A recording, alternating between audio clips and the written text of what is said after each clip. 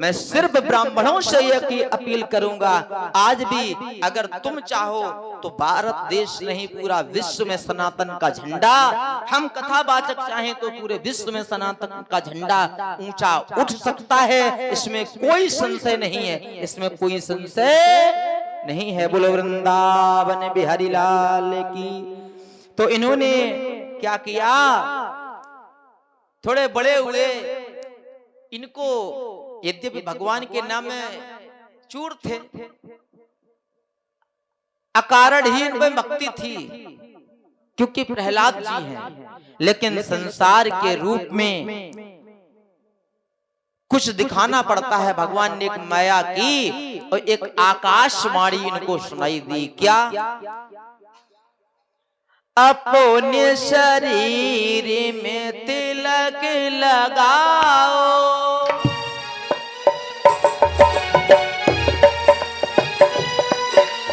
अपने शरीर में तिलक लगाओ, अपने शरीर में तिलक लगाओ, रामानंद को गुरु बनाओ, रामानंद को गुरु बनाओ, रामानंद को गुरु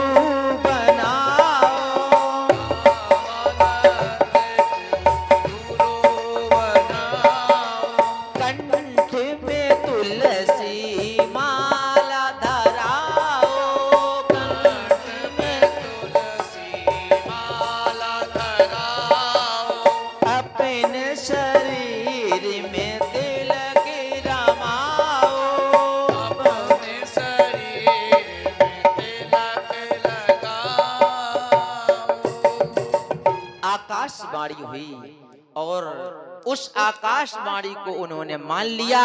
हम लोग भी ध्यान से इस आकाशवाणी को सुने। कहा कि अपने शरीर पे तिलक लगाओ। हम आप लोग भी समस्त हिंदू भाई अपने मस्तिष्क पर तिलक लो। आ गई तुलसी माला।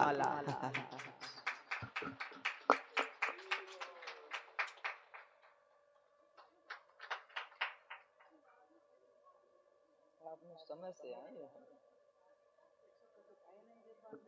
अरे ऐसे करो, रुको रुको रुको।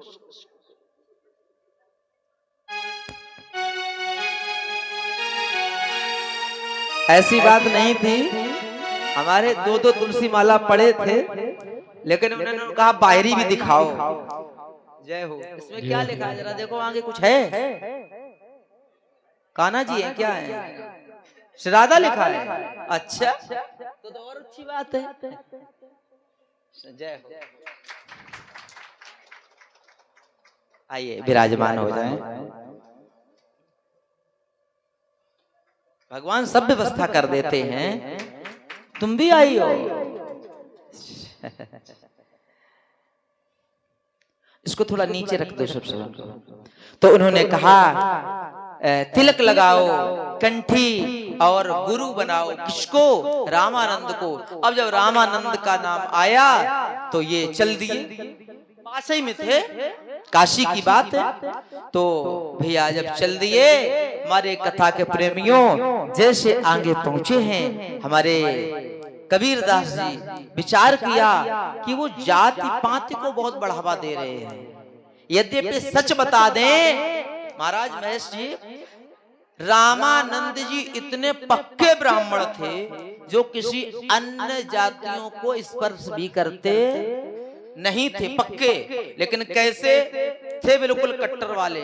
वो उन्हीं को स्पर्श करते थे, भले ही कोई बिरादरी क्यों, जो धर्म के साथ हैं, लेकिन जो धर्म के विमुख थे उनको उन्होंने कभी साथ नहीं लिया। ये गए, इन्होंने विचार किया कि रामानंद जी हमें अपना शिष्य कैसे बनाएंगे, हम तो जुलाहे परिवार से हैं। तो इन्होंने विचार किया और सीधे सीधे पहुंचे कुछ कहते हैं कि संतों की वाणी से या कुछ भी समझो, जहां रामानंद जी गंगा जी के घाट पर स्नान करने नित्य प्रति जाते थे, सीढ़ियों पर लेट गए। और जैसे सीढ़ियों पर लेटे, इधर से जैसे 3 बजे ये उठे, अपने धरती माता को प्रणाम किया, सब कुछ किया। उसके बाद जैसे पहुंचे, जैसे सीढ़ियों से उतर रहे थे, तो 2 प्रमाण हैं। कोई कहता है इनका पैर वक्ष स्थल पर, छाती पर पड़ गया, और कहीं कहीं प्रमाण आता है कि मुख पर इनका पैर पड़ गया। लेकिन इनका पैर पड़ा, और कहते हैं साधु संतों का हाथ का या शरीर का स्पर्श ही हो जाए, प्यारे जीवन तुम्हारा बदल जाएगा, जबल बदल जाएगा। अब संत तो तुमको स्पर्श करने नहीं जाएंगे, इसलिए हम लोगों को ही संतों के चरण स्पर्श कर लेना। अब सब संत स्पर्श भी नहीं कराते हैं, इसलिए दूर से ही दरस परस दोनों है, दर्शन और स्पर्श का दोनों का फल है। इसलिए जैसे स्पर्श हुआ तो मेरे कथा के प्रेमियों, इनके हृदय में एकदम एक नई ऊर्जा का संचार हुआ है। इनके मुख से निकल गया राम राम राम राम। ये क्या हुआ? मतलब राम राम कहो, राम राम कहो। जैसे मुख से निकला राम राम कहो, तो भैया इन्होंने कहा मिल गया, मिल गया। क्या? बोले संत के मुख से जो भी मिल गया वही नाम ही महामंत्र है, वही। अब इन्होंने राम नाम का ही सहारा ले लिया, और जब राम नाम का सहारा ले लिया तो हमारे कथा के प्रेमियों गए, इन्होंने बाजार से एक फोटो खरीदी भगवान की। तमाम लोग कहते हैं कि भगवान कबीर दास जी साकार ब्रह्म के उपासक नहीं थे। अब वो हमारी छोटी सी कापी अलग है, वो यहाँ नहीं उपस्थित है। जयपुर में हो सकता है आप लोगों को पता हो, जयपुर में कोई मंदिर है, वहां पर श्री सीताराम जी, लक्ष्मण जी, हनुमान जी, पूरा राम दरबार की मूर्तियां जो कबीर दास जी ने जीवन भर मगहर में जो पूजी हैं, वो आज राजस्थान में उपस्थित हैं। तो समझ लीजिए साकार ब्रह्म के थे या निराकार ब्रह्म के थे? साकार ब्रह्म के उपासक थे। लेकिन कुछ लोग निराकारी, तो देखिए निराकार साकार में कोई भेद नहीं है, इसका मैं पिछली वर्ष बता चुका हूं। अब हम बताने के लिए अभी बैठे नहीं हैं। कोई अंतर नहीं है, जैसे जल, बर्फ और वायु में, गैस में कोई अंतर नहीं है। वाष्प में अगर अधिक तापमान पर ठंडा कर दो तो वो पत्थर बन जाता है, बर्फ बन जाती है, मतलब मजबूत हो जाती, आकार हो जाता है। अगर कम हो जाए तो वही द्रव बन जाता है, और वही अगर अधिक ताप हो जाए तो पर निश्चित रूप से वो वायु में परिवर्तित हो जाती है सब गैसों का रूप। कहने का मतलब भगवान निराकार ही है, लेकिन भक्तों की प्रेम के वशुभूत होकर वही साकार बन करके राम रूप में, कई कृष्ण रूप में धरती पर अवतरित हो जाता है, प्यारे अवतरित हो जाता है। बोलो वृंदावन बिहारी लाल की। तदुपरांत हम कथा में आगे प्रवेश कर रहे हैं। उन्होंने मूर्तियां खरीदी और पूजा होने लगी। विरोध बिल्कुल वही फिर होने लगा। कौन सा? जो संत रविदास जी का हुआ, जो रामानंद से भी कोई मतलब नहीं रखते थे, जो सच्चे ब्राह्मण थे उनसे कोई मतलब नहीं रखते थे, ऐसे ब्राह्मणों ने फिर विरोध कर दिया। बोले देखो ये जुलाहा है, इसको ये पूजा का अधिकार कैसे हो गया? ये तिलक लगा लिया, इसने कंठी पहन ली। अभी पहना ही नहीं है गुरुजी ने, केवल स्पर्श हो गया, उन्होंने मान लिया। अभी प्रेरणा क्यों रही होगी ये भगवान जाने और उनके भक्त प्रहलाद जाने, हमें क्या पता। तो कुल मिलाए के होने लगा, जय जयकार होने लगी। लोगों ने शिकायत की तो रामानंद से कहा गया तुमने किसी को दीक्षा दी है? बोले किसको? बोले कबीर दास को। कि हमने तो नहीं दिए। बोले कौन कबीर दास, कहाँ है? बोले वो तुम्हारे नाम से 12 तिलक 12 जगह तिलक लगाते हैं और कंठी पहने हैं। बोले बुलवाया जाए उसे। बुलवाया गया, ये पहुंचे, गुरुजी को प्रणाम किया। बोले मैंने तुम्हें कब गुरु बनाया, शिष्य बनाया? बोले महाराज गुरु तो आप ही हैं हमारे। बोले कब? पूरा वृतांत बताया, अकेले में ले गए। जिसमें एक कमरा गुप्त था, जिसमें केवल रामानंद जी ही रहते थे, केवल। तो और जो 12 इनके अनंतानंदाचार्य, सुखानंदाचार्य जी वगैरह वगैरह ये बाहर रहते थे, जो जमात इकट्ठी होती थी। अतः मेरे कथा के प्रेमियों, इन्होंने कहा, पूछा कि कब बनाया, तो कमरे में अंदर जाकर बात हुई, पूरी बात हुई। रामानंद जी ने अकेले उनसे बहुत कुछ कहा देखिए, तुम्हारे लिए मेरा आदेश है, इसीलिए तुम्हारे जुलाहे परिवार में तुम पालन पोषण तुम्हारा हुआ है, भक्ति का प्रचार प्रसार करो और धरती पर ऐसे ऐसे चमत्कार दिखाओ जिससे लोग जो धर्म को नहीं मानते हैं वो भी धर्म को मानने लगे। उन्होंने कहा, जो आज्ञा। कमरे से बाहर निकले, सभी के सामने कह दिया, अभी तक तो नहीं, लेकिन आज मैंने अपने कबीर को अपना शिष्य बना लिया है, अपने वक्ष स्थल से लगा लिया, अपने सीने से लगा लिया। अब बताओ, कोई भेदभाव रहा? रामानंद जी ब्राह्मण ये जुलाहे हृदय से लगाया और कहा, जाओ। होने लगा साहब चारों तरफ हरि नाम संकीर्तन, जय जयकार होने लगी। अब साहब ऐसा हुआ, तो आपको पता है, फिर मैं शिक्षा का विरोधी नहीं हूं,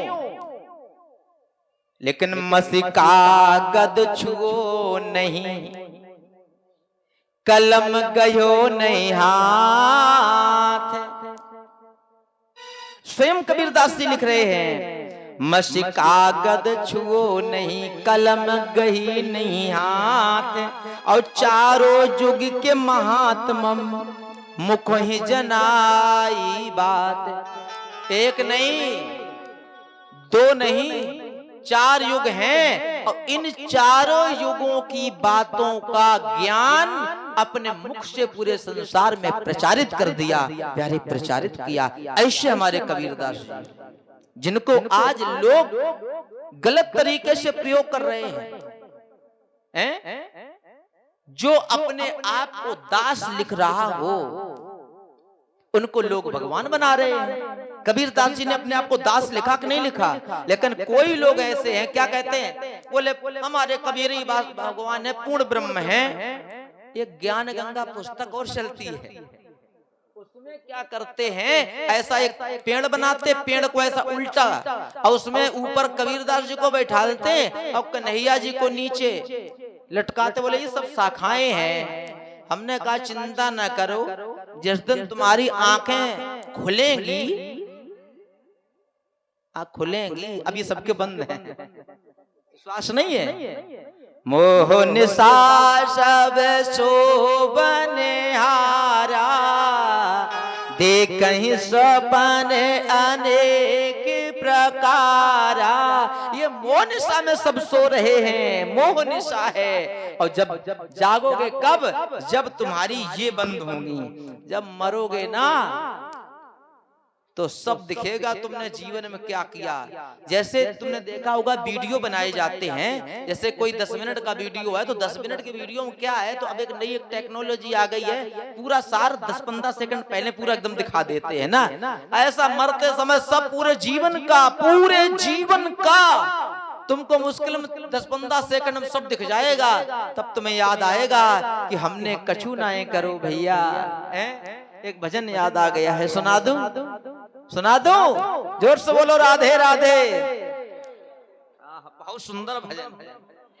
उम्र धोखे में बीत गई, नए लियो हरि को नाम। उम्र धोखे में